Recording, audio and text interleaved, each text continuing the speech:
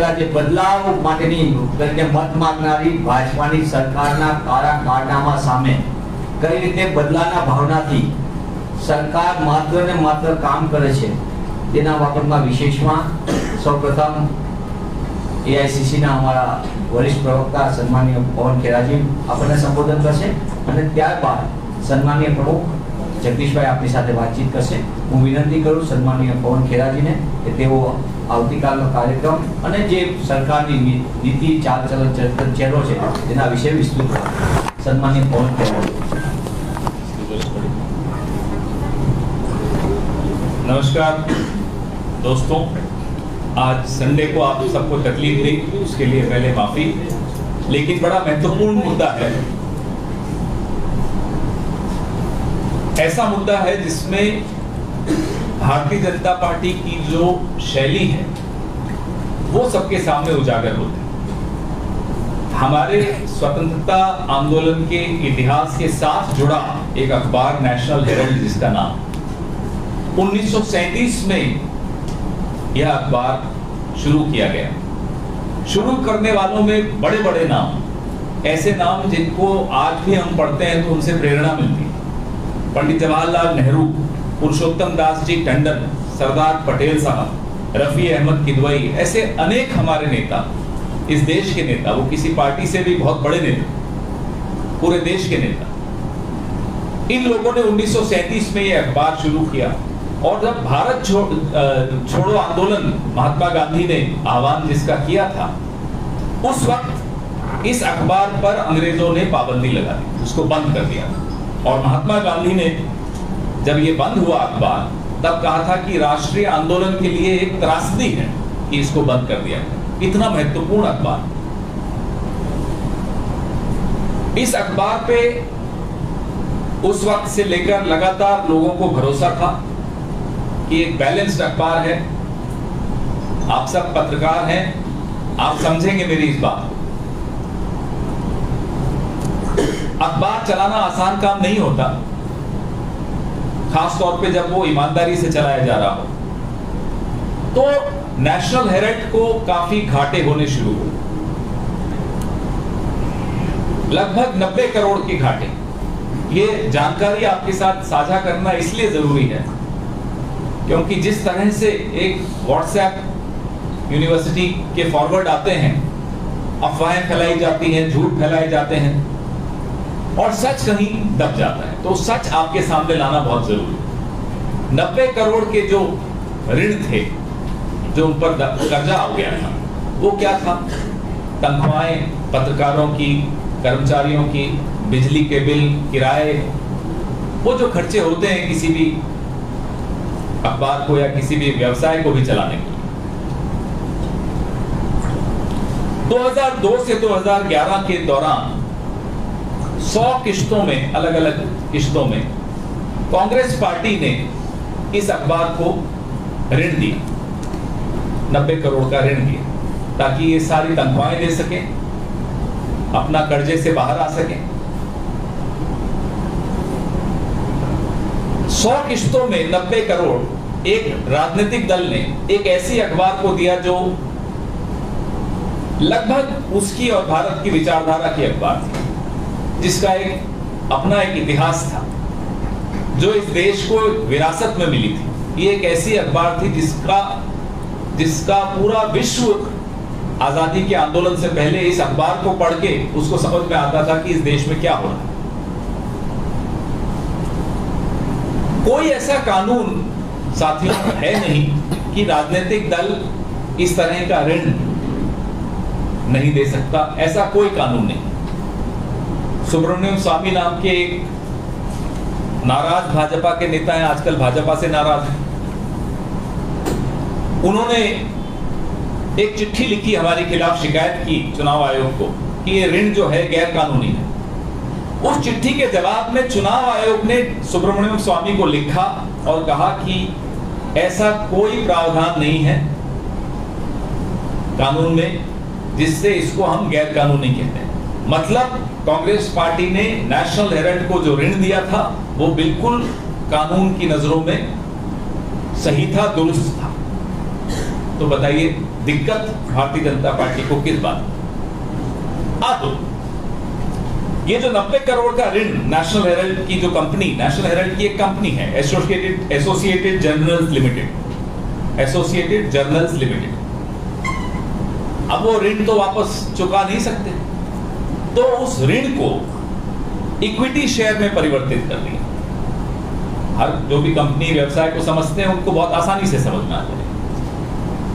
और young India नाम की एक कंपनी बनी, नॉट फॉर प्रॉफिट, बड़ा ध्यान से सुनिएगा, not for profit company young India नाम की बनी, जिसमें राहुल जी, सोनिया जी, स्वर्गीय ऑस्कर फर्नांडिस जी, स्वर्गीय मोतीलाल वोरा जी, सुमन दुबे जी, ऐसे कुछ और लोग इसके डायरेक्टर बने। तो जो not for profit company section 25 की कंपनी होती है, उसके डायरेक्टर्स को कोई तनख्वाह नहीं मिल सकती उस कंपनी से, लाभ का एक पैसा नहीं मिल सकता, डिविडेंड नहीं मिल सकता, कुछ नहीं मिल सकता। तो गैर कानूनी तो वहां भी कुछ नहीं हुआ। अब यंग इंडियन ने वो सारे शेयर्स अपने पास रख लिए, खरीद लिए एसोसिएटेड जर्नल्स के। लेकिन एसोसिएटेड जर्नल्स जो कि नेशनल हेराल्ड अखबार निकालता है, उसकी जो प्रॉपर्टीज हैं वो तमाम अभी भी एसोसिएटेड जर्नल्स के ही नाम पर रहेंगी, उन्हीं की हैं। हम लोगों ने पहले सोचा कि कहीं कोई गलती हो गई हो, बहुत खंगाला, कई वकीलों से बात की, एक इतना गैर कानूनी काम नहीं हुआ। लेकिन ये जो बदलाव की राजनीति लाने का नाम लेकर आए, ये सिर्फ और सिर्फ बदला लेने के लिए, कुछ गैर कानूनी नहीं है। लेकिन नहीं साहब, नोटिस क्यों दिया? ताकि एक हफ्ते की हेडलाइन मिल जाए। ये सिर्फ हेडलाइन का व्यापार कर। नरेंद्र मोदी जी, एक चीज में हम सबको उनसे कुछ सीखना चाहिए कि कैसे हेडलाइन की मैनेजमेंट करते हैं। पेट्रोल के दाम बढ़ गए, राहुल गांधी को नोटिस भेज दो ईडी का, सब के सब जाएंगे राहुल गांधी को ईडी का नोटिस, बड़ी बड़ी हेडलाइन चलेगी। कोई और विवाद हो गया, सरकार की गलती, कोई विफलता सामने आ गई, हिंदू मुस्लिम करा दो, हेडलाइन बदल जाएगी। तो ये जो ईडी का नोटिस है, जिसमें कल हमारे नेता जाएंगे, सीना ठोक कर जाएंगे, सर ऊपर करके जाएंगे, निडरता से जाएंगे, क्योंकि कुछ गलत नहीं किया, कुछ छिपाने को नहीं है। लेकिन यह सच आप सबके सामने आना जरूरी है कि किस तरह से ये सताने की कोशिश कर रहे हैं, उन आवाजों को दबाने की कोशिश कर रहे हैं जिन आवाजों से नरेंद्र मोदी आज भी डरते हैं। मैं ये बड़ा विश्वास से बोल रहा हूं। मैंने बहुत नेता देखे हैं, अलग अलग पार्टी के नेता देखे हैं, इतना बड़ा कायर नेता मैंने नहीं देखा। ऐसा डर, क्योंकि राहुल गांधी आंखों में आंखें डाल के उनसे सवाल पूछने की हिम्मत रखते हैं, क्योंकि राहुल गांधी के पास छिपाने के लिए कुछ नहीं है, क्योंकि राहुल गांधी ने समझौतावाद नहीं किया, क्योंकि राहुल गांधी को आप कहीं भी दबा नहीं सकते हो।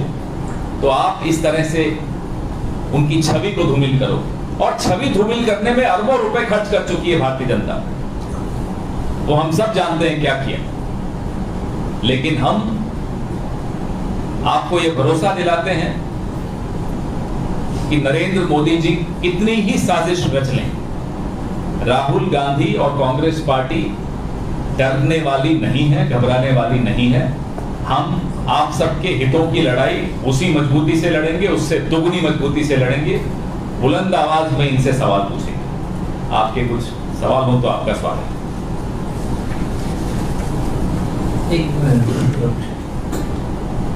હવે હું વિનંતી કરું છું ગુજરાત પ્રદેશ કોંગ્રેસ સમિતિના સન્માનિત પ્રમુખ શ્રી જગદીશભાઈ ઠાકોરને આવતીકાલના કાર્યક્રમ અંગે પણ વાતચીત કરે, અને બીજી પણ એક અગત્યની વિગત છે કે એની પણ વાતચીત કરશે. સન્માનિત પ્રમુખ શ્રી જગદીશભાઈ ઠાકોર.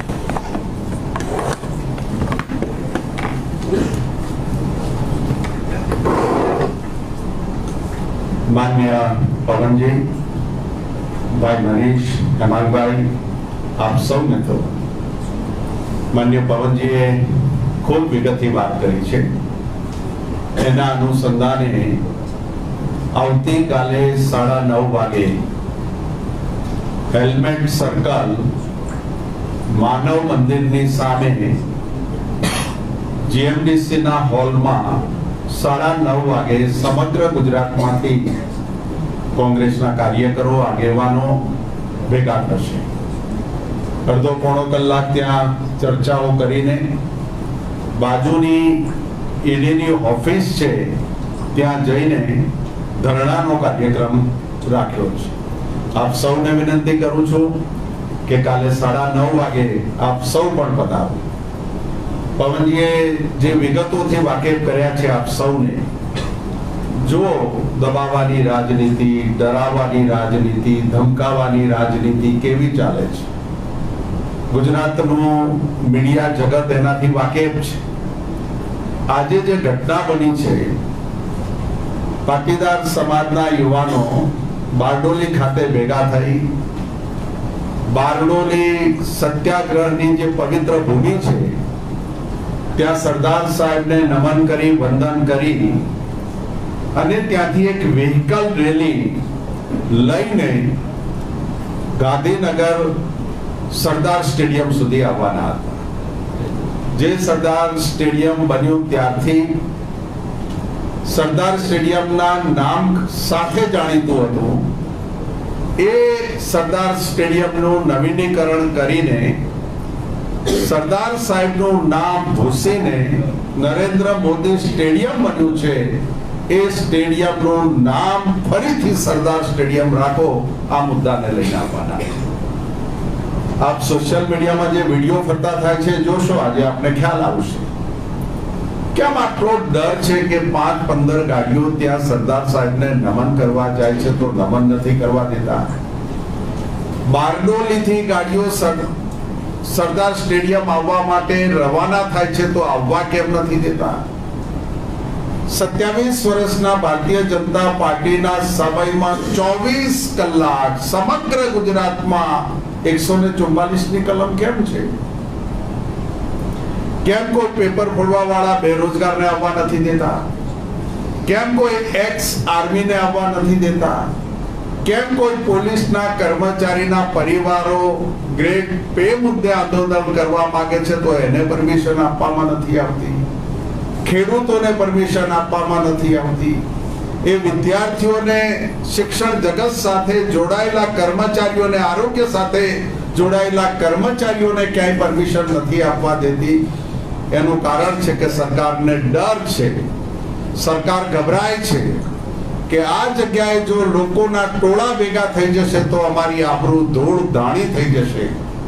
સરકાર બરાબર ચાલતી નથી એ પ્રજાને ખબર પડી જશે તો અમને નુકસાન થશે. આ તમામ મુદ્દાઓને લઈને ભારતીય જનતા પાર્ટી ગુજરાતમાં એ મીડિયા જગત હોય, વેપારી જગત હોય, પ્રોફેશનલ ડોક્ટર્સ, વકીલ, હોસ્પિટલો હોય, એ કિસાન આંદોલન સાથે જોડાયેલા લોકો હોય, એ કર્મચારીઓ સાથે જોડાયેલા લોકો હોય, એ તમામ લોકો ઉપર ડર ઉભો કરે છે, બીક ઊભી કરે છે.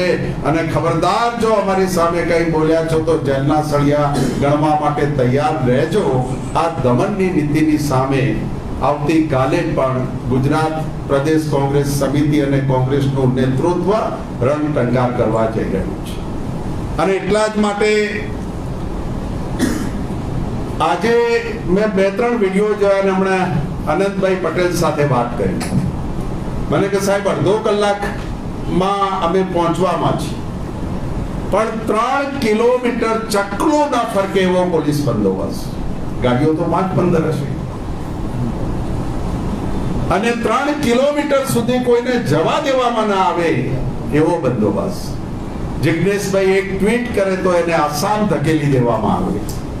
અમારા ધારાસભ્ય ભગાભાઈ હોય એ વશ ના થાય તો એની ઉપર કેસ, પૂજાભાઈ વશ ના થાય તો એના ઉપર કેસ, નથાભાઈ ધાનેરાવાળા ધારાસભ્ય વશ ન થાય તો એના ઉપર કેસ, જ્ઞાનીબેન ન માને તો એના ઉપર કેસ.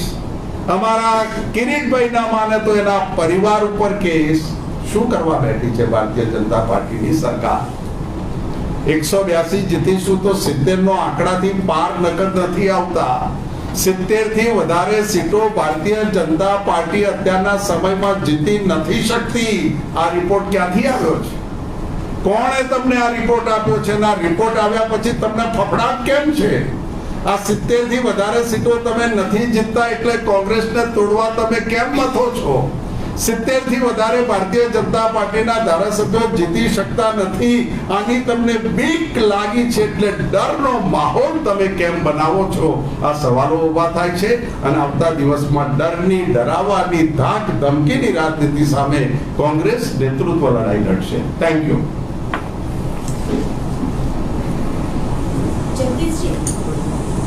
ભાજપ સામે આટલો વિરોધ કરો છો તો પછી અજય પટેલ અને રોહન ગુપ્તા વચ્ચે શું બરોબર છે? તો પાર્ટનર છે ને એકબીજાના. એ વિગતો અમારી પાસે આવી છે અને વિગતો અમે જાણી છે. નાના મોટા ધંધા અગાઉ એમના હતા અને અત્યારે કોઈ એવા સંબંધો નથી. ધંધા તો કવર અપ કરતા એવું લાગે છે. બાકી ભાજપ કોંગ્રેસ એક છે, જનતાને મૂર્ખ બનાવવા તો એવું લાગે છે. ના, એ મૂર્ખ બનાવવાની એક સ્ટોરી ચલાવી રહી છે ભારતીય જનતા પાર્ટી. ભારતીય જનતા પાર્ટી મેં તમને કહ્યું ને 70 થી વધારે સીટો જીતી શકતી નથી એટલે ટાર્ગેટ કરે છે. એનું તળિયું ચર્ચા એટલા માટે કે પાર્ટીની ચર્ચા છે, થઈ ગઈ છે, એમના ડોક્યુમેન્ટ જોઈ લીધા છે, એમાં વધારે કંઈ કરવાનું નથી રહેતું. સવાલ એટલા ઊભા થાય છે કે જે લોકો શીર્ષ નેતૃત્વ માટે બેફામ બોલ્યા છે એવા લોકોને ભારતીય જનતા પાર્ટી કેમ લઈ રહી છે? એવા લોકો સિવાય ભારતીય જનતા પાર્ટી કેમ ચાલવાની નથી?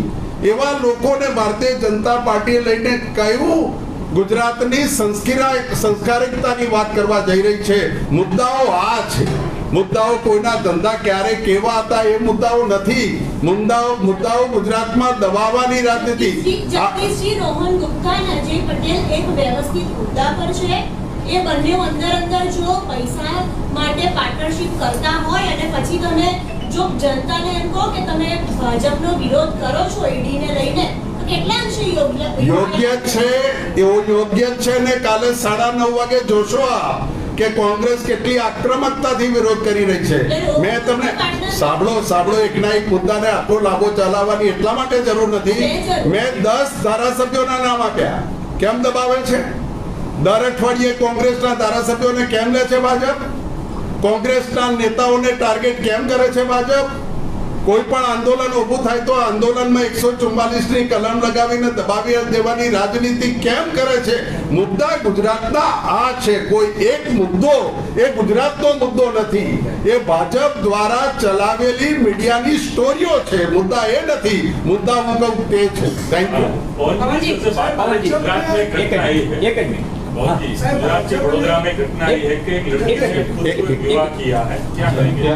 गुजरात में वडोदरा में एक लड़की ने खुद से विवाह किया है. एक ऐसी घटना सामने आई है गुजरात से. उनको मुझे लगता है मोदी जी को देख के ये नहीं लग गया होगा दूल्हे भाग जाते हैं शादी. बाकी ऐसा होता नहीं गुजरात. पवन जी, जिस तरह अभी आपने बताया 90 करोड़ तो कांग्रेस ने किस्तों में दिए थे, 90 करोड़, तो इसके अंदर जो कांग्रेस में जो इक्विटी जो शेयर है वो सोनिया गांधी और राहुल गांधी पे क्यों है? अगर जो केस होना तो कांग्रेस को होना था ना? नहीं, जो इक्विटी शेयर है वो एक not for profit company, young Indian नाम की कंपनी, उसने खरीद लिया. जो व्यवसाय करते हैं उनको बहुत स्पष्ट तौर पे समझ में आ जाएगा कि जब कोई कंपनी को दूसरी कंपनी उसके शेयर्स खरीदती है तो उसमें सारी उसकी इक्विटी, ऋण सारे उसके पास ट्रांसफर हो जाते हैं. लेकिन सबसे महत्वपूर्ण तथ्य इसमें यह है कि young Indian not for profit company है. वो उस कंपनी से न उसके डायरेक्टर तनख्वाह ले सकते हैं, न कोई लाभ ले सकते हैं, न कोई डिविडेंड ले सकते हैं, कुछ नहीं ले सकते. सर, पैसा तो कांग्रेस ने दिया है ना, वही तो इसमें सवाल वही हो रहा है. मुद्दा तो ईडी ने नोटिस तो सोनिया गांधी को, राहुल गांधी को दिया, जबकि पैसा जो ट्रांसफर हुआ कांग्रेस के तरफ से हुआ. जैसा मैंने कहा, कोई कानून ऐसा नहीं है कि कांग्रेस पार्टी या कोई पॉलिटिकल पार्टी इस तरह का ऋण नहीं दे सकती. नंबर 1. नंबर 2, कोई ऐसा कानून नहीं है जो यंग इंडियन ने जो शेयर्स खरीदे उसको गैर कानूनी बता सके। कानूनी रूप से इतनी भी गलत कोई काम नहीं हुआ।